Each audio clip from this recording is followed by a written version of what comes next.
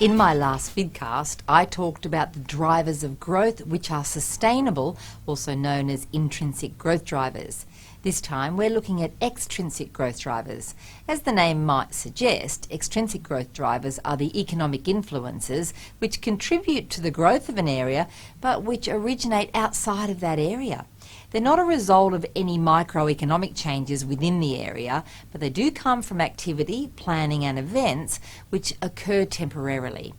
When a large infrastructure project or a major building project is planned and executed in an area which has a smaller population, there's generally insufficient local labour available to fill the jobs which are being created. Often workers will come from surrounding areas or even from interstate, and for the period of the project they'll be living in that area, most likely in rental accommodation. Now this will place temporary pressure on many of those economic factors which you'll be examining. The retail and hospitality trades will improve as these new residents spend what they're earning, injecting it into the local economy. Rental accommodation will experience short-term stress and vacancy rates will probably plummet. A derivative of this will be house price increases. Potential landlords witnessing the plunge in vacancy rates may see this as a sign of an impending house price boom and buy into the market, creating pressure on the prices. The population is boosted by the new workers, often bringing their families, and the economy enjoys a burst of activity. To the untrained eye, the features of a strong and growing economy will be evident, and the temptation to get in quickly and on the ground floor creates a pseudo-demand that can look like a true economic boom. The trouble comes, of course, as soon as the project's completed.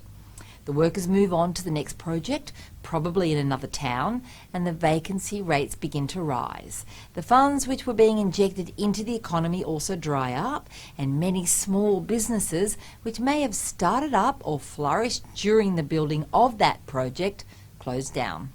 Pressure is removed from property prices and prices drop as distressed landlords sell up.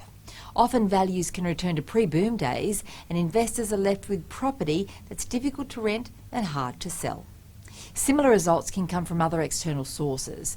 Pure investor sentiment, where the rumour is circulating that an area is heating up and investors from all over the country vie for a small pool of available properties, can create a short-term property demand which places a false reading on true house price growth. Equally, property developers who buy up cheap parcels of land, subdivide and then engage clever marketing companies to sell those properties, often to buyers from outside of the state, can also create an impression of potential growth which is never backed up by true economic vibrancy. Before you buy, be sure to confirm just what's driving growth. You can buy in an area with sustained growth, but you do have to know what you're looking for.